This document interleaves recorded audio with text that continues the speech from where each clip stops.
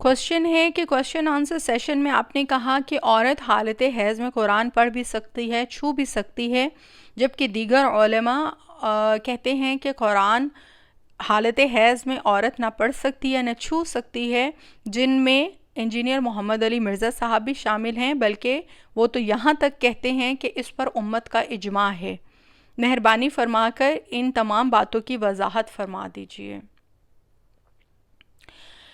Engineer محمد علی مرزا صاحب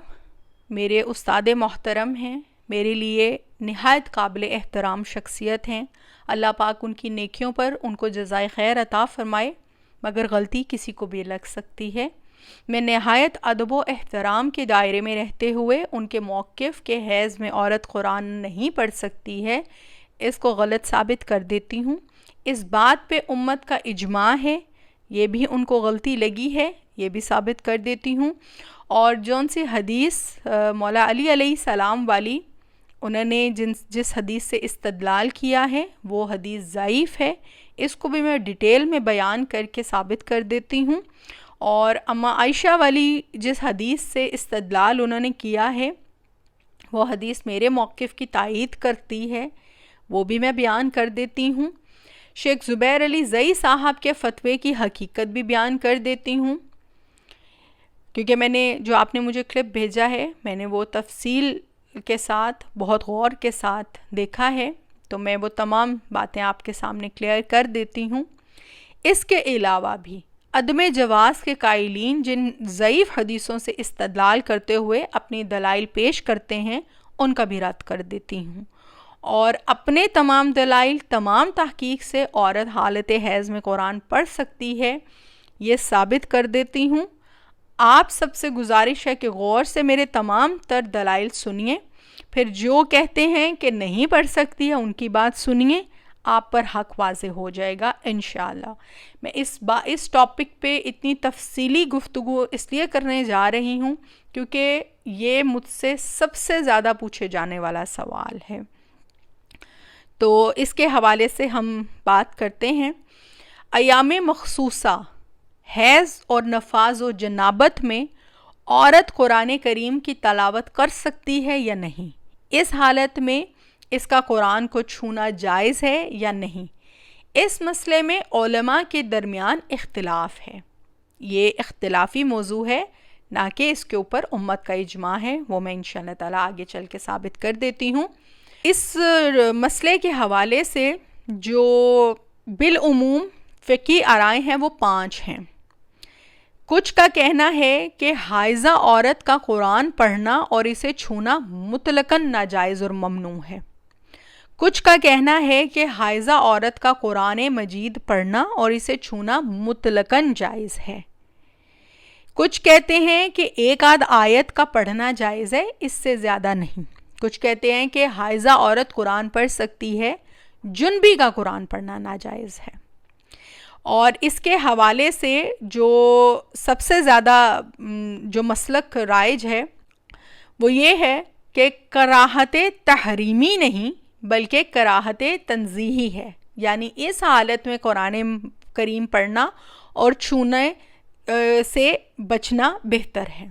تاہم اگر ضرورت ہو تو جنبی مرد اور حائضہ عورت کے لیے قرآن پڑھنا اور اسے چھونا جائز ہے۔ یہ جو فقہی 5 آرائیں ہیں یہ میں نے آپ سے بیان کر دی ہیں۔ اب اس میں جو عدم جواز کے قائلین ہیں وہ کیا دلائل دیتے ہیں وہ میں آپ کے سامنے پیش کرتی ہوں، اور پھر میں ان کا رد بھی کر دیتی ہوں، ان کی حقیقت بھی بیان کر دیتی ہوں۔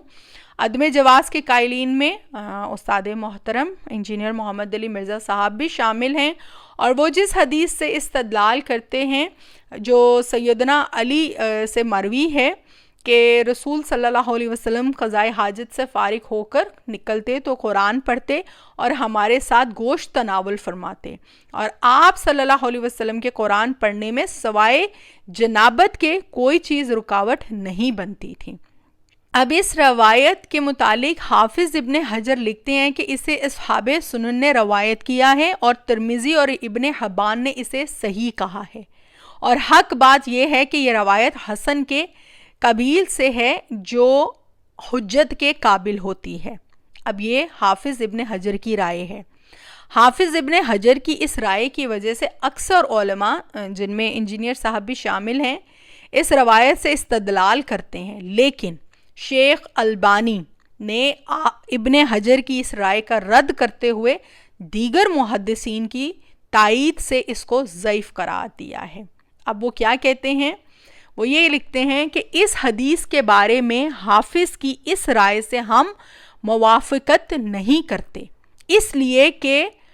اس میں جو راوی عبداللہ بن سلمہ ہے وہ ضعیف ہے،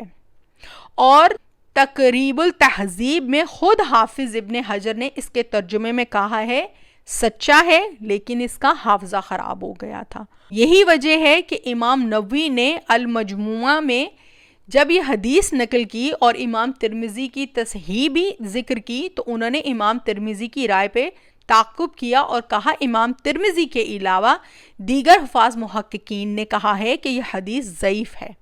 پھر انہوں نے امام شافعی اور امام بیہقی کی وہ رائے نقل کی ہے جو امام منذری نے مختصر السنن میں نقل کی ہے، جس میں دونوں نے اسے ضعیف کہا ہے۔ ان محققین نے جو کہا ہے وہی ہمارے نزدیک راجح ہے، کیونکہ اسے بیان کرنے میں عبداللہ بن سلمہ متفرد ہے اور اس کی یہ روایت اس وقت کی ہے جب کہ اس کا حافظہ خراب ہو گیا تھا۔ یہ ساتھ ساتھ ریفرنسز آپ کو اسکرین پہ شو اس کے ہوتے چلے جائیں گے۔ امام منذری نے جو عبارت لکھی ہے اس کا میں آپ کو ترجمہ پڑھ دیتی ہوں کہ امام بخاری نے عمر بن مرہ کے حوالے سے کہا ہے کہ عبداللہ بن سلمہ ہمیں حدیث بیان کرتا ہے، کچھ کو ہم پہچانتے ہیں اور کچھ کو نہیں پہچانتے، اور وہ سن رسیدہ ہو گیا تھا، اس کی حدیث کی مطابقت نہیں کی جاتی، اور امام شافعی نے یہ حدیث ذکر کی اور فرمایا محدثین کے نزدیک یہ حدیث پایہ ثبوت کو نہیں پہنچتی۔ امام بیہقی نے کہا امام شافعی نے اس حدیث کے ثبوت میں جو توقف کیا ہے تو اس کی وجہ یہ ہے کہ اس کا مدار عبداللہ بن سلمہ کوفی پر ہے اور یہ سن رسیدہ ہو گیا تھا، اور اس کی حدیث اور عقل میں کچھ نکارت محسوس کی گئی، اور اس نے یہ حدیث بھی سن رسیدگی کے بعد بیان کی ہے۔ اب مرزا صاحب نے جس حدیث سے استدلال کیا ہے محققین اور محدثین کی نظر میں یہ ضعیف حدیث ہے، اس کی میں نے تفصیل بیان کی ہے، ریفرنسز آپ کو اسکرین پر شو ہو گئے ہیں، آپ اس کو چیک کر سکتے ہیں۔ اب جو سب سے زیادہ جس حدیث سے دھوکہ دیا جاتا ہے اور وہ پڑھ کے یہ کہا جاتا ہے کہ عورت قرآن نہیں پڑھ سکتی ہے اور نبی کریم کا فرمان ہے، تو یہ مرزا صاحب نے یہ حدیث بیان نہیں کی، مگر یہ جو عدم جواز کے قائلین سب سے زیادہ جس حدیث کو کوٹ کرتے ہیں، اب ذرا اس کی حقیقت بھی جان لیتے ہیں۔ نبی کریم صلی اللہ علیہ وسلم کا فرمان ہے کہ حائضہ عورت اور جنبی دونوں قرآن سے کچھ نہ پڑھیں، اب یہ بیان کی جاتی ہے۔ اس روایت کو بعض حضرات نے اس کے کچھ مطابعات کی بنا پر صحیح کہا ہے، لیکن محدث عصر شیخ البانی نے انہیں بھی غیر معتبر قرار دے کر اس روایت کو ضعیف ہی قرار دیا ہے۔ اب وہ کیوں ضعیف قرار دیا ہے؟ وہ اس لیے کیونکہ امام ترمذی اس حدیث کو نقل کرنے کے بعد لکھتے ہیں کہ صحابہ و تابعین اور ماں بعد کے اکثر اہل علم کا، جیسے سفیان ثوری، ابن مبارک، شافعی، احمد اور اسحاق ہیں، قول ہے کہ حائضہ اور جنبی قرآن سے کچھ نہ پڑھیں، البتہ کوئی حرف یا آیت کا کوئی حصہ پڑھ سکتے ہیں۔ اس کے علاوہ انہوں نے ان کو تسبیح و تحلیل کی اجازت دی ہے۔ اس روایت کی سند کے بارے میں خود امام ترمذی نے صراحت کی ہے کہ میں نے محمد بن اسماعیل امام بخاری کو یہ کہتے ہوئے سنا ہے کہ اسماعیل بن عیاش اہل حجاز اور اہل عراق سے منکر روایات بیان کرتا ہے، گویا انہوں نے ان روایتوں میں اسے ضعیف قرار دیا ہے، جو اہل حجاز و اہل عراق سے متفرد طور پر بیان کرتا ہے، اور امام بخاری نے فرمایا ہے کہ اسماعیل بن عیاش کی صرف وہ روایات قابل قبول ہیں جو وہ اہل شام سے بیان کرتا ہے، اور یہ والی جو حدیث ہے وہ اسماعیل بن عیاش موسیٰ بن عقبہ سے روایت کرتا ہے جو اہل حجاز میں سے ہے۔ اس اعتبار سے وہ اس حدیث کی حد تک ضعیف قرار پاتا ہے۔ امام بیہقی فرماتے ہیں اس حدیث کے بیان کرنے میں اسماعیل بن عیاش متفرد ہے اور اہل حجاز سے اس کی روایت ضعیف ہوتی ہے جس سے حجت نہیں پکڑی جا سکتی۔ امام احمد اور یحییٰ بن معین وغیرہ حفاظ محدثین کا یہی قول ہے، اور یہ روایت اس کے علاوہ دوسرے راوی سے بھی مروی ہے اور وہ بھی ضعیف ہے۔ ابن ابی حاتم کہتے ہیں میں نے اپنے والد سے سنا اور انہوں نے اسماعیل بن عیاش کی یہ حدیث ذکر کی اور کہا کہ اس نے غلطی کی ہے، یہ دراصل ابن عمر کا قول ہے۔ تعلیقات مشکات میں امام احمد کے حوالے سے اسے باطل کہا ہے۔ حافظ ابن حجر نے بھی امام طبری کی حوالے سے اس روایت کے متعلق کہا ہے کہ جتنے بھی ترک سے یہ روایت آتی ہے سب ضعیف ہیں۔ یہ وہ روایت ہے جس کو پڑھ کے امت کو سب سے زیادہ دھوکہ دیا جاتا ہے کہ دیکھیں کہ حائضہ عورت اور جنبی دونوں قرآن سے کچھ نہ پڑھیں، نبی نے تو یہ فرمایا ہے۔ شرم آنی چاہیے اور اللہ ہدایت دے ان لوگوں کو جو نبی پہ جھوٹ باندھتے ہیں۔ اللہ کے نبی نے کہا جس نے میری طرف جھوٹ منسوب کیا وہ اپنا ٹھکانہ جہنم میں پائے۔ تو تحقیق کیے بغیر یہ حدیث اکثر ممبروں سے بھی بیان کی جا رہی ہوتی ہے، اور خواتین کو مسئلے بتانے میں جو لوگ پیش ہوتے ہیں وہ بھی اس حدیث سے استدلال کرتے ہوئے قرآن کو نہ پڑھنے اور نہ چھونے کے حوالے سے بات کر رہے ہوتے ہیں۔ اللہ ان کو ہدایت دے۔ میں نے اس کی بھی آپ کو تفصیل بیان کر دی ہے کہ یہ حدیث ضعیف ہے، کیونکہ اکثر اب کوئی بات رہ نہ جائے کہ جی انہوں نے یہ والی حدیث بیان کی، انہوں نے یہ والی حدیث بیان کی ہے۔ جتنے بھی دیگر علماء ہیں ان کے حوالے سے بھی میں بات کر دیتی ہوں جو جن حدیثوں سے جو ہے وہ اس مسئلے کے اوپر دھوکہ دیا جاتا ہے۔ اب عدم جواز کے قائلین کی طرف سے ایک اور حدیث بیان کی جاتی ہے کہ وہ حدیث ایسے ہے کہ حضرت علی کے پاس وضو کا پانی لایا گیا، پس آپ نے کلی کی، 3 بار ناک میں پانی ڈالا، 3 مرتبہ اپنا چہرہ دھویا، پھر ہاتھ دھوئے، پھر بازو 3 بار دھوئے، اور پھر اپنے سر کا مسح کیا، پھر اپنے دونوں پاؤں دھوئے، پھر فرمایا کہ رسول صلی اللہ علیہ وسلم کو اسی طرح دیکھا ہے اور آپ صلی اللہ علیہ وسلم نے وضو کیا، پھر قرآن کریم سے کچھ پڑھا اور فرمایا یہ قرآن کا پڑھنا اس شخص کے لیے ہے جو جنبی نہیں ہے، رہا جنبی تو وہ ایک آیت بھی نہیں پڑھ سکتا۔ یہ روایت بھی پیش کی جاتی ہے۔ اس کو بھی شیخ البانی نے ضعیف کہا ہے، اختلاف کیا ہے اور کہا ہے کہ اس کی سند میں ابو الغریب راوی ہے جس کی توثیق ابن حبان کے سوا کسی نے نہیں کی، اور ابن حبان توثیق میں متساہل ہے، اس لیے اس کی توثیق قابل اعتبار نہیں، بالخصوص جب کہ دیگر ائمہ کی رائے ان کے معارض ہو۔ ابو حاتم راوی نے اس کے متعلق کہا ہے کہ ابو الغریب مشہور نہیں، محدثین نے اس میں کلام کیا ہے، اور یہ سبق بن نباتہ جیسے راویوں کا استاذ ہے، اور سبق ابو حاتم کے نزدیک لین الحدیث اور دوسروں کے نزدیک متروک ہے۔ اس قسم کے راوی کی حدیث حسن بھی نہیں ہوتی، چاہے جائے کہ وہ صحیح تسلیم کی جائے۔ اب یہ حدیث جو بیان کی جاتی ہے اس کے حوالے سے یہ تفصیلات ہیں جس کی بنا پہ شیخ البانی نے اس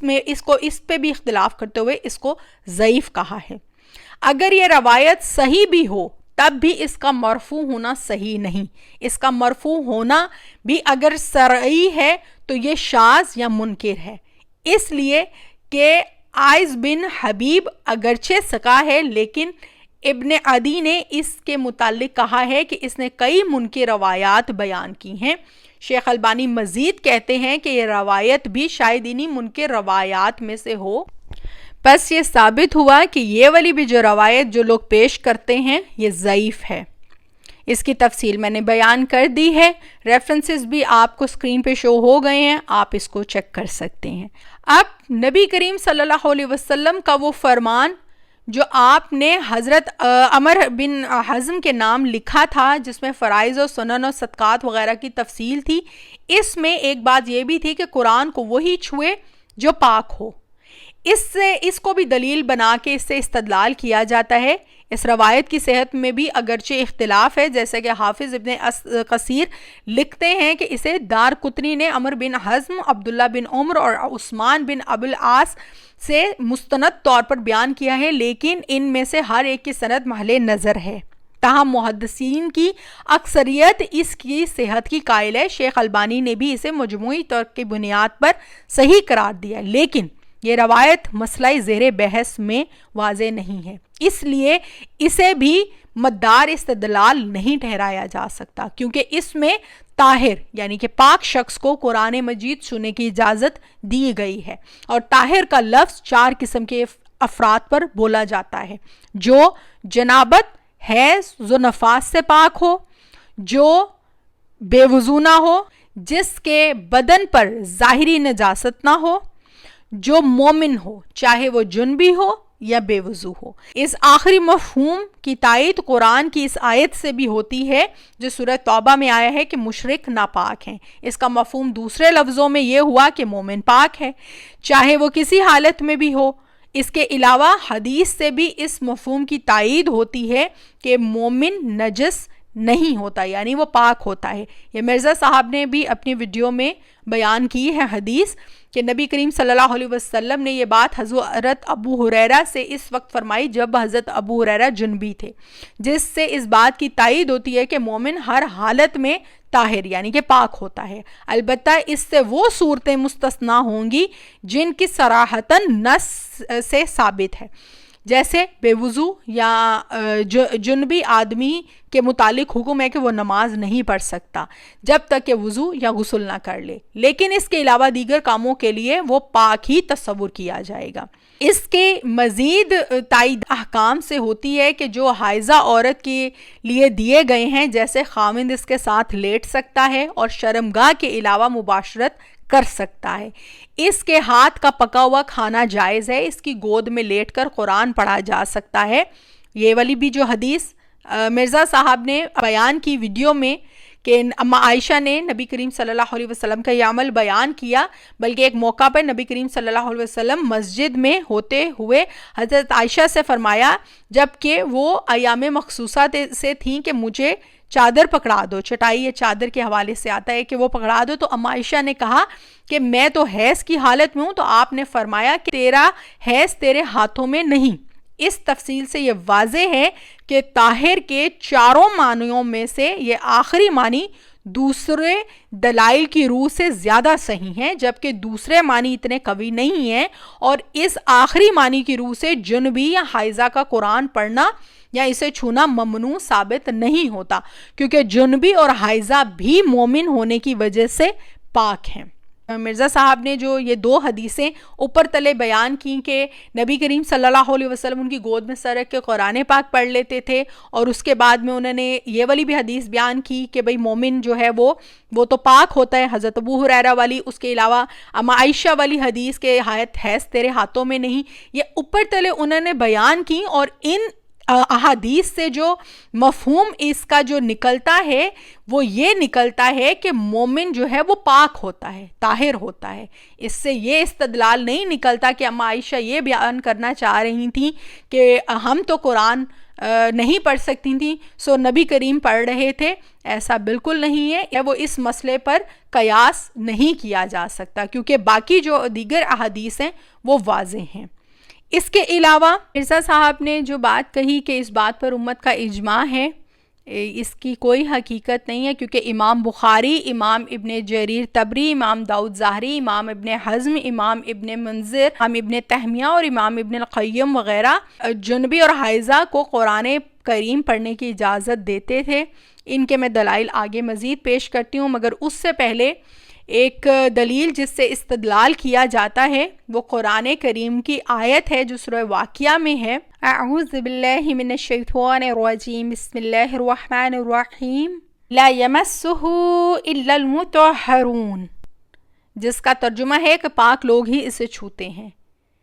اب اس سے استدلال کرتے ہوئے وہ کہتے ہیں کہ پاک لوگ ہی اسے چھوتے ہیں، تو لہٰذا حائضہ اور حالت جنابت میں جو ہو وہ اس کو نہیں چھو سکتا، لیکن یہ خبر ہے، حکم نہیں، کیونکہ یہ نفی کا صیغہ ہے، نہیں کا نہیں۔ اگر یہ نہیں کا صیغہ ہوتا تو لا یمسہ ہوتا، پھر اس کا ترجمہ حکم کا ہوتا، یعنی اسے پاک لوگ ہی چھوئیں۔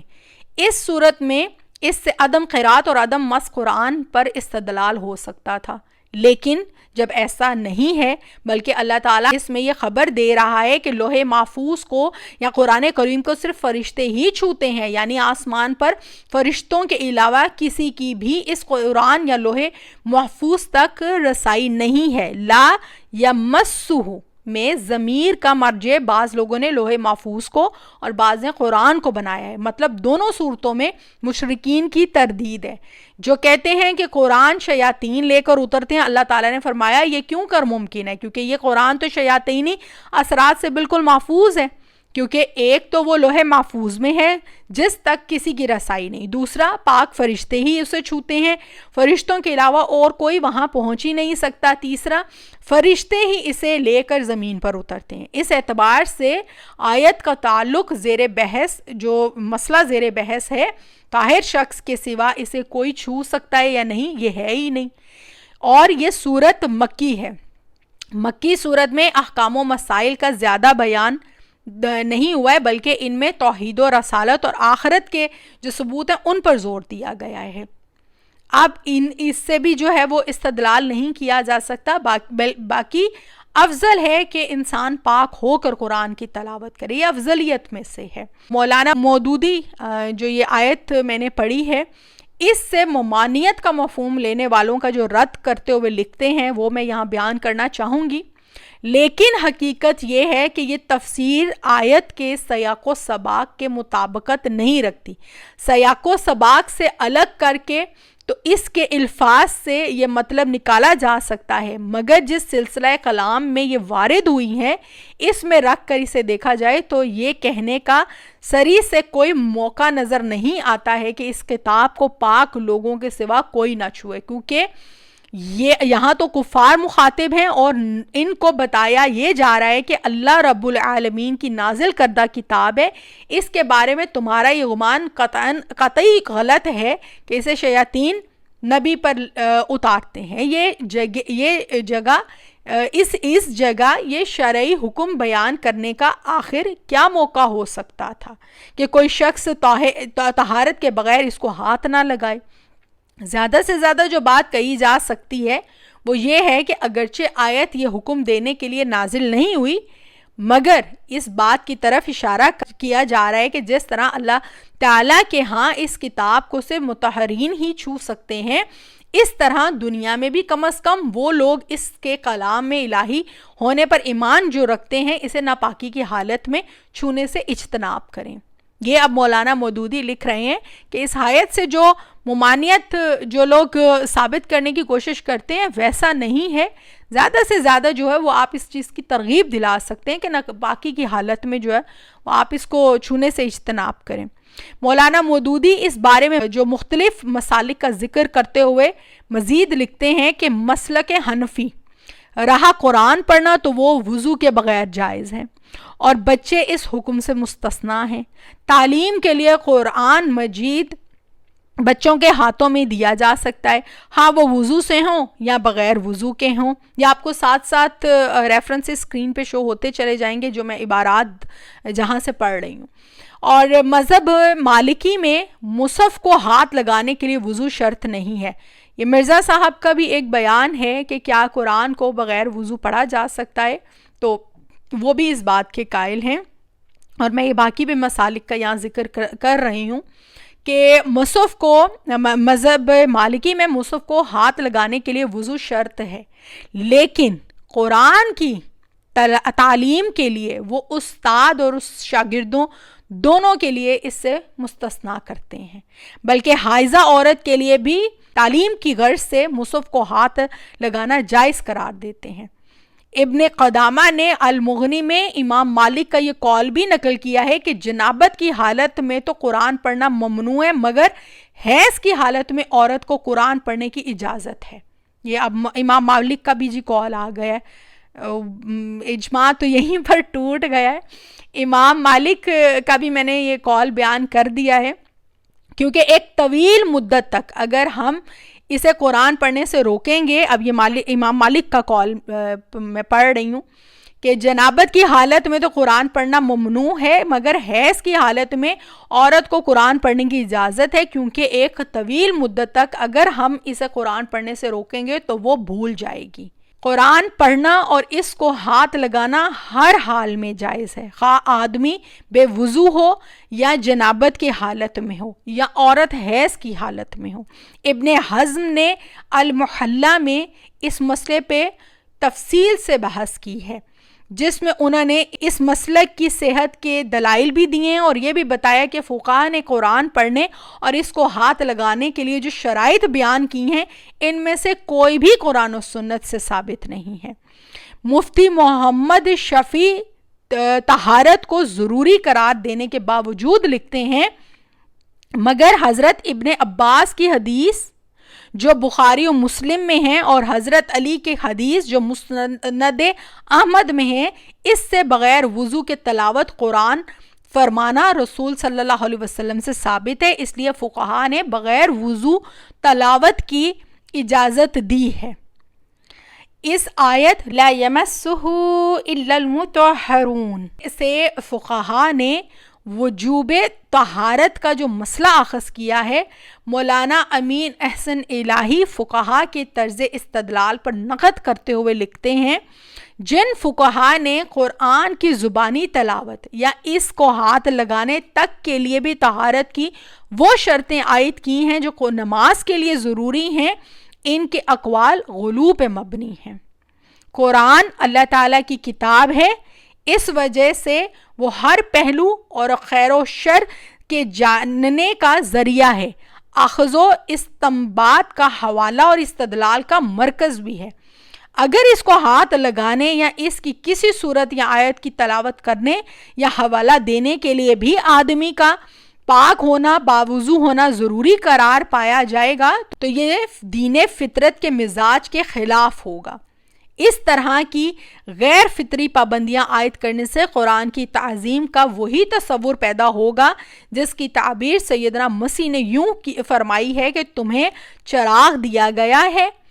اس کو گھر میں بلند جگہ پہ رکھو، سارے گھر میں روشنی پھیلے، لیکن تم نے اسے پیمانے کے نیچے ڈھانپ رکھا ہے. اب یہ مرزا صاحب نے بھی اسی حوالے سے یہ بات کی کہ بھئی نماز جب عورت نہیں پڑھ سکتی ہے تو قرآن کو کیوں کر چھوئے گی یا قرآن کیوں کر پڑھے گی، حالانکہ نماز جو ہے وہ تو اس سے افضل بڑا عمل ہے. تو اس کے حوالے سے جو مولانا امین احسن الہی صاحب کی جو انہوں نے اس کے حوالے سے جو نقد کی ہے وہ بھی میں نے آپ کو عبارت پڑھ کے سنا دی ہے، جو کہ مجھے ان کا موقف بالکل ٹھیک لگ رہا ہے. اور آگے جو شیخ ناصر الدین البانی کا موقف جو بھی پہلے میں بیان کر چکی ہوں کہ جنبی اور حائضہ کے قرآن پڑھنے سے ممانعت کی کوئی حدیث صحیح نہیں ہے. اب یہ تمام تر تفصیلات میں نے آپ کے سامنے رکھی ہیں جن سے یہ واضح ہوتا ہے کہ عدم جواز کے قائلین کے پاس کوئی مضبوط دلیل نہیں ہے. اس کے برعکس دوسرا موقف یہ ہے کہ جنبی اور حائضہ کا قرآن پڑھنا اور چھونا جائز ہے. جواز کے جو قائلین ہیں ان کے دلائل بھی میں آپ کے سامنے رکھ دیتی ہوں اور میرا بھی یہی موقف ہے. جواز کے قائلین ہیں ان میں امام طبری اور امام بخاری جیسے حضرات اور دیگر کئی جلیل القدر ائمہ شامل ہیں. ان کے دلائل میں آپ کے سامنے آگے پیش کر دیتی ہوں.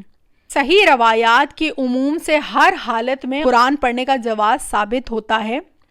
جیسا کہ حدیث میں ہے نبی کریم صلی اللہ علیہ وسلم ہر حالت میں اللہ کا ذکر کرتے تھے. اس حدیث سے ان کا استدلال یہ ہے کہ ذکر کا لفظ عام ہے جس میں قرآن بھی شامل ہے، کیونکہ قرآن کو بھی ذکر کہا گیا ہے. قرآن کریم میں آتا ہے نا کہ ہم نے ہی اس ذکر یعنی کہ قرآن کو نازل کیا ہے اور ہم ہی اس کی حفاظت کرنے والے ہیں. گویا ان کے نزدیک اس حدیث کے عموم سے جنابت سمیت ہر حال میں قرآن کا پڑھنا جائز ثابت ہوا. شیخ البانی نے بھی اس حدیث ہر حال میں اللہ کا ذکر کرتے تھے سے استدلال کرتے ہوئے لکھا ہے کہ بے وضو جنبی اور حائضہ کے لیے قرآن پڑھنے سے ممانعت کی کوئی حدیث صحیح نہیں ہے. بلکہ اما عائشہ سے مروی حدیث سے اس کا جواز ثابت ہوتا ہے، جس میں انہوں نے کہا ہے کہ رسول صلی اللہ علیہ وسلم ہر حالت میں اللہ کا ذکر کرتے تھے۔ حافظ ابن حجر لکھتے ہیں اسی لیے امام بخاری اور ان کے علاوہ جو ائمہ نے جو جواز کے قائل ہیں جیسے طبری، ابن منظر اور امام داؤد، ان سب نے جو حدیث کہ اللہ کے نبی ہر حال میں اللہ کا ذکر کیا کرتے تھے اس کے عموم سے دلیل پکڑی ہے، اس لیے کہ ذکر کا لفظ عام ہے، اس میں قرآن اور غیر قرآن دونوں آ جاتے ہیں۔ ذکر اور تلاوت میں جو فرق کیا جاتا ہے اس کی بنیاد صرف حرف ہے۔ اس حدیث سے بھی استدلال کیا گیا ہے جس میں رسول صلی اللہ علیہ وسلم نے اما عائشہ سے جب وہ ایام حج میں حائضہ ہو گئی تھیں تو فرمایا تھا کہ تم پاک ہونے تک بیت اللہ کے طواف کے سوا وہ سب کچھ کرو جو حاجی کرتے ہیں۔ اس حدیث سے اس طرح استدلال کیا گیا ہے کہ اعمال حج ذکر، تلبیہ، تلاوت، قرآن اور دعا پر مشتمل ہیں، اور نبی کریم صلی اللہ علیہ وسلم نے انہیں بیت اللہ کے طواف کے سوا کسی چیز سے منع نہیں کیا، صرف طواف کو مستثنیٰ کیا۔ اور جب حائضہ کے لیے قرآن پڑھنا جائز ہے تو جنبی کے لیے بطریق اولا جائز ہوگا۔ عورت کا حدث مرد کے حدث سے زیادہ غلیظ ہے۔ امام بخاری نے اما عائشہ کے اسی واقعے کو بنیاد بنا کر باب باندھا ہے، حائضہ عورت حج کے تمام مناسک ادا کرے سوائے بیت اللہ کے طواف کے۔ اس باب میں امام بخاری نے دونوں احادیث کے علاوہ بعض صحابہ و تابعین کے اقوال بھی ذکر کیے ہیں۔ چنانچہ اس باب کے تحت امام موصوف نے جو اقوال و دلائل نقل کیے ہیں ان کا ترجمہ یوں ہے کہ ابراہیم نخعی نے کہا ہے کہ حائضہ عورت اگر ایک آیت پڑھ لے تو کوئی حرج نہیں۔ حضرت ابن عباس نے جنبی کے قرآن پڑھنے میں کوئی حرج نہیں دیکھا، اور نبی کریم صلی اللہ علیہ وسلم ہر حالت میں اللہ کا ذکر کرتے تھے۔ حضرت ام عطیہ نے کہا ہے ہمیں حکم دیا جاتا تھا کہ حائضہ عورتیں نکل کر عیدگاہوں میں جائیں، بس وہ مرد کی تکبیروں کے ساتھ تکبیریں کہیں اور دعا میں شریک ہوں۔ کہ امام بخاری کا مطلب اس باب سے حضرت عائشہ کے واقعے سے حائضہ اور جنبی کے قرآن پڑھنے کے جواز پر استدلال کرنا ہے، اس لیے کہ نبی کریم صلی اللہ علیہ وسلم نے حج کے تمام مناسک میں سے طواف کے سوا کسی چیز کو مستثنیٰ نہیں کیا، اور حج کے اعمال ذکر، تلبیہ اور دعا پہ مشتمل ہے، اور حائضہ کو ان میں سے کسی چیز سے نہیں روکا گیا۔ بس اسی طرح جنبی کا معاملہ ہے، اس لیے کہ عورت کا حدث مرد کے حدث سے زیادہ ناپاک ہے۔ جب حائضہ عورت قرآن پڑھ سکتی ہے تو جنبی جو ہے وہ کیوں نہیں پڑھ سکتا ہے؟ وہ تو بطریقہ اولا پڑھ سکتا ہے۔ اور امام بخاری کے نزدیک اس ضمن میں وارد احادیث میں سے کوئی حدیث صحیح نہیں ہے، اگرچہ اس کے متعلق جو وارد احادیث دوسروں کے نزدیک باہم مل کر قابل احتجاج بن جاتی ہیں، لیکن ان میں سے اکثر احادیث قابل تعویل ہیں۔ حافظ ابن قیم نے بھی اعلام الموقعین میں اس مسئلے پہ گفتگو کی ہے۔ ایک تو انہوں نے بھی منع قرات کی روایت کو ضعیف اور ناقابل اعتبار قرار دیا ہے۔ دوسرا، قرات قرآن کے جواز کے موقف کو اس طرح واضح کیا ہے کہ اللہ تعالیٰ نے حائضہ عورت کے بارے میں احکام کو دو قسموں میں تقسیم فرمایا ہے۔ احکام کی ایک قسم تو وہ ہے کہ جس کا ازالہ حالت حیض کے بعد حالت طہر میں آسانی سے ممکن ہے، تو ایسے احکام حالت حیض میں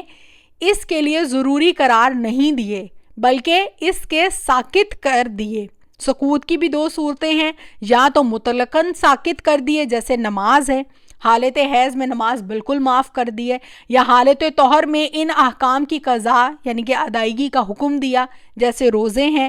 حیض میں تو روزے رکھنے سے منع کر دیا لیکن بعد میں اس کی کمی کو پورا کرنے کا حکم دیا ہے۔ اور احکام کی دوسری قسم وہ ہے جس کا بدل بھی ممکن نہیں اور حالت طہر تک اس کا مؤخر کرنا بھی مناسب نہیں سمجھا، تو اس کی مشروعیت کو حیض کے باوجود برقرار رکھا، جیسے احرام باندھنا، عرفات میں رکنا، طواف کے علاوہ دیگر مناسک حج کا ادا کرنا۔ اسی طرح حالت حیض میں اس کے لیے قرات قرآن کا جائز ہونا ہے۔ اس کے لیے حالت طہر میں اس کا ازالہ بھی ممکن نہیں ہے کیونکہ حیض کی مدت لمبی ہوتی ہے۔ اس مدت میں قرآن کی تلاوت سے رکنے میں کئی نقصان ہیں، جیسے قرآن کو حفظ کرنے میں جو خلل وغیرہ ہوتا ہے اس کے لیے کافی پریشانی ہوتی ہے. مرزا صاحب نے اس کے حوالے سے بھی بیچ میں بات کی کہ کون سی اتنی پریشانی ہو جاتی ہے کہ وہ بھول جائیں, ساری زندگی نہیں بھول سکتی. ایسا نہیں ہے. میں خود جب قرآن پاک حفظ کر رہی تھی تو اگر آپ 1 یا 2 دن اس کے دہرائی نہیں کرتے ہیں تو پریشانی کا سامنا کرنا پڑتا ہے. تو یہ صرف اور صرف قیاس کی باتیں ہوتی ہیں, یا صرف ہم اس کے اوپر اپنی رائے قائم کر سکتے ہیں, مگر حقیقت کچھ اور ہوتی ہے. اور جو بچیاں بھی حفظ کر رہی ہوتی ہیں, ایون ناظرہ کی جو بچیاں ہوتی ہیں وہ بھول جاتی ہیں. جو قرآن حفظ کر رہی ہیں ان کا بھولنا تو دور ہے, ناظرہ کی بچیاں بھی جو ہیں وہ بھول جاتی ہیں. اور جو ٹیچرز ہوتی ہیں ان کے لیے بھی صاف ظاہر ہے پریشانی کا سامنا کرنا بنتا ہے. تو اس کے حوالے سے بھی جو میں نے آپ کو حافظ ابن قیم نے جو لکھا ہے وہ بھی میں نے آپ کو بیان کر دیا ہے. امام ابن حزم نے بھی جواز کے مسلک کی پرزور تائید کی ہے. چنانچہ وہ لکھتے ہیں قرآن مجید کا پڑھنا اور اس کی آیت سجدہ پر سجدہ کرنا, قرآن مجید کا چھونا اور اللہ تعالیٰ کا ذکر کرنا, یہ سارے کام جائز ہیں, چاہے وہ وضو ہو یا نہ ہو, چاہے جنبی ہو چاہے حائضہ. اس کی دلیل یہ ہے کہ یہ تمام جو ابھی میں نے کام بتائے ہیں, یہ تمام جو افعال ہیں وہ خیر ہیں, جو مستحب ہیں, اور ان کا کرنے والا اجر کا مستحق ہے. جو شخص اس بات کا دعویٰ کرتا ہے کہ یہ سارے کام بعض حالتوں میں منع ہیں تو اس کی ذمہ داری ہے کہ وہ اس کی دلیل پیش کرے. اس کے بعد امام ابن حزم نے ان تمام دلائل کا جائزہ لیا جو کہ جو عدم جواز کے قائلین کی طرف سے پیش کیے جاتے ہیں. اس اعتبار سے ان کے نزدیک بھی منع کی کوئی صحیح دلیل نہیں ہے. اور ابن تیمیہ فرماتے ہیں کہ جنبی اور حائضہ کا قرآن پڑھنا, اس کے بارے میں علماء کے 2 قول ہیں. ایک رائے ہے کہ ان دونوں کے لیے جائز ہے, اور یہ امام ابو حنیفہ کا مذہب ہے, اور امام شافعی اور امام احمد کا بھی مشہور قول یہی ہے. دوسری رائے یہ ہے کہ جنبی کے لیے جائز نہیں ہے اور حائضہ کے لیے جائز ہے. اس کے لیے یا تو مطلقاً یعنی ہر وقت جائز ہے, یا اس وقت جب اسے بھولنے کا خوف ہو, اور یہ امام مالک کا مذہب ہے, اور امام احمد وغیرہ کا مذہب بھی ایک قول کے مطابق یہی ہے. اس لیے کہ حائضہ عورت کے قرآن پڑھنے کے متعلق نبی کریم صلی اللہ علیہ وسلم سے کوئی چیز ثابت نہیں, سوائے اس حدیث کے جو اسماعیل بن عیاش سے موسیٰ بن عقبہ ان نافع ان ابن عمر کی سند سے مروی ہے کہ حائضہ اور جنبی قرآن سے کچھ نہ پڑھے. اسے ابو داؤد وغیرہ نے روایت کیا, اور یہ حدیث کی معرفت رکھنے والوں کے نزدیک بالاتفاق ضعیف ہے.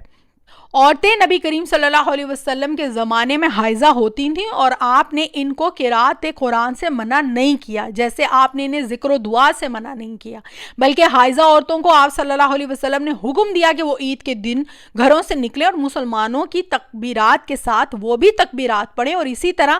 آپ صلی اللہ علیہ وسلم نے حائضہ کو حکم دیا کہ وہ بیت اللہ کے طواف کے علاوہ حج کے سارے مناسک ادا کرے, وہ حالت حیض میں ہوتے ہوئے تلبیہ کہے. اسی طرح مزدلفہ اور منی میں ان کے علاوہ دیگر مشاعر میں حج کے افعال سر انجام دے. اس کے برعکس نبی کریم صلی اللہ علیہ وسلم نے جنبی کو حکم نہیں دیا کہ وہ عید میں حاضر ہو, اور یہ کہ وہ نماز پڑھے, نہ اسے حج کے مناسک ادا کرنے کا کہا, اس لیے کہ جنبی آدمی کے لیے یہ ممکن ہے کہ وہ فوری طور پر پاک ہو جائے, پس اس کے ناپاک رہنے کے لیے اس کے پاس کوئی عذر نہیں ہوتا, بخلاف حائضہ عورت کے کہ اس کی ناپاکی باقی رہنے والی ہے. اس کے لیے اس کی موجودگی میں پاکیزگی حاصل کرنا ممکن ہی نہیں ہے. اس لیے علماء نے کہا ہے کہ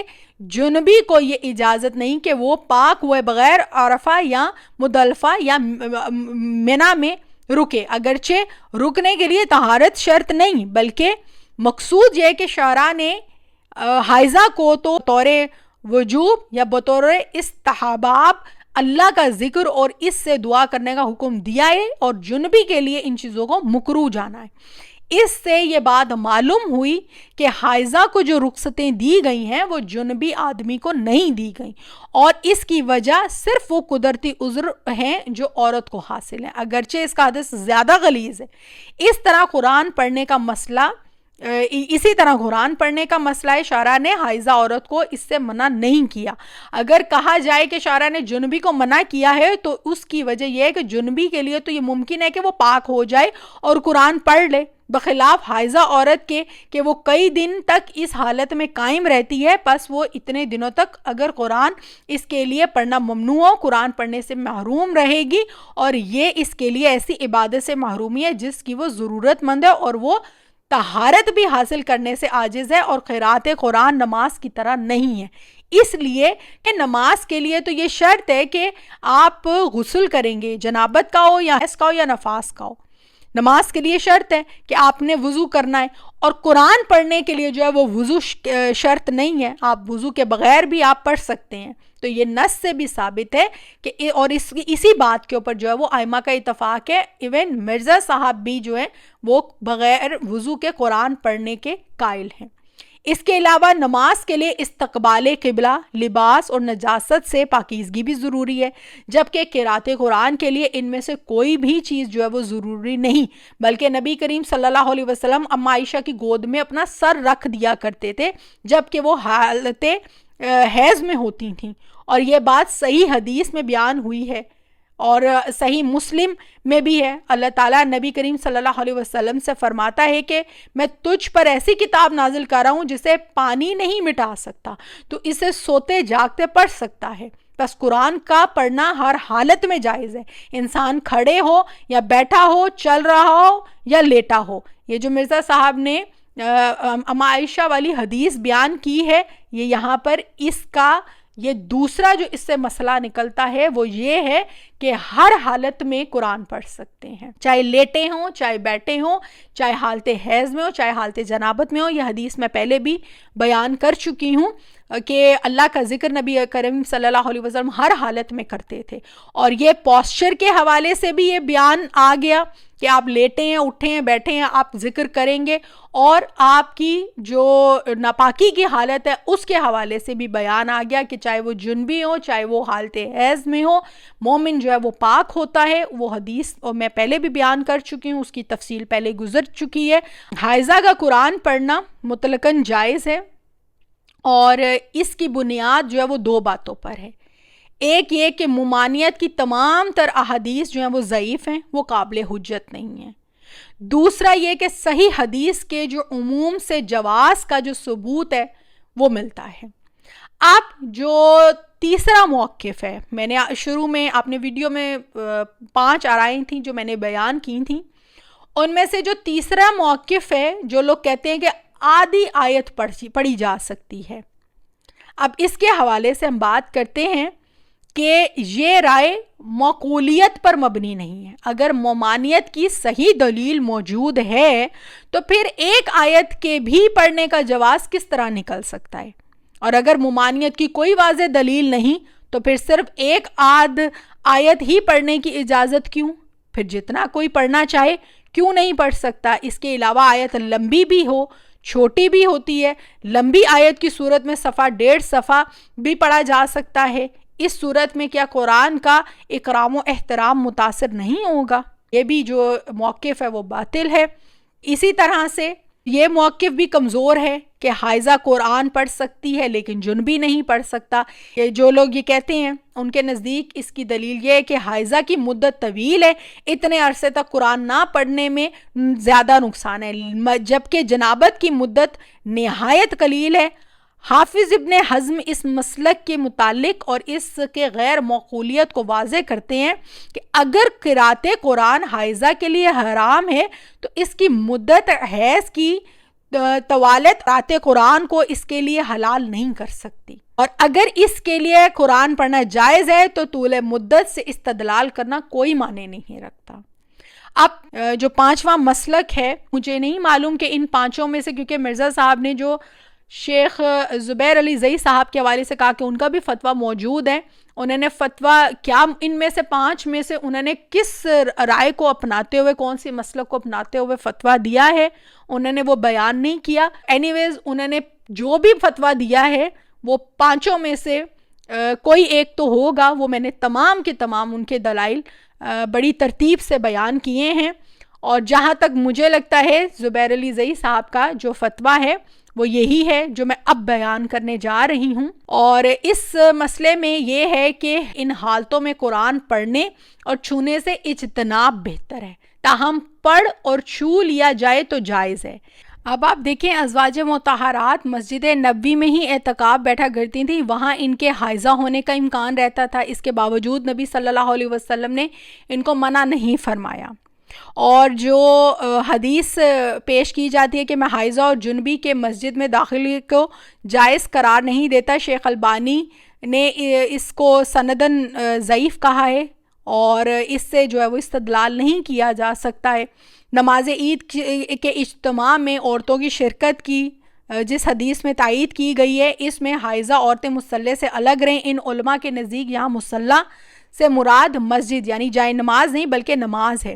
اس کی دلیل یہ ہے کہ عید کی جو نماز ہے نبی کریم صلی اللہ علیہ وسلم کی وہ کھلی فضا میں ہوتی تھی، اس لیے مصلی کو جائے نماز مسجد سمجھنا صحیح نہیں. اسی طرح قرآن کی آیت جو سورہ نساء کی کہ میں جنبی کو صرف گزرنے کی اجازت دی گئی ہے، ٹھہرنے کی نہیں، لیکن یہ حکم جنبی کے لیے، حائضہ کو جنبی پہ قیاس نہیں کیا جا سکتا، اس لیے کہ جنبی فوری طور پر پاک ہو سکتا ہے لیکن حائضہ کا پاک ہونا اس کے اختیار میں نہیں ہے.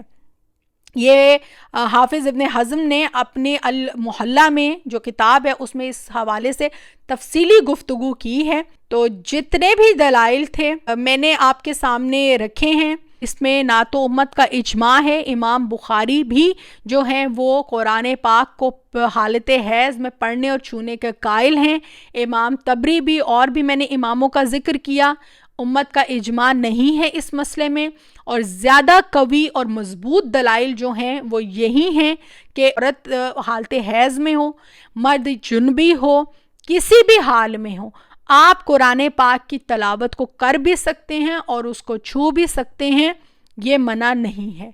یہ تمام تر دلائل جو عدم جواز کے قائلین ہیں ان کے بھی میں نے آپ کے سامنے پیش کر دی ہیں، جو جواز کے قائل ہیں میں نے ان کے بھی دلائل پیش کر دی ہیں. مرزا صاحب نے بھی جتنی گفتگو کی ہے اس کے حوالے سے بھی میں نے بیچ بیچ میں بات کر دی ہے. اب آپ یہ تمام کلپ کو سنیں اور اس کے بعد ان لوگوں کی بات سنیں جو کہ کہتے ہیں کہ نہیں پڑھ سکتے ہیں. جو بات آپ کو حق لگتی ہے آپ اس موقف کو اپنا لیجئے.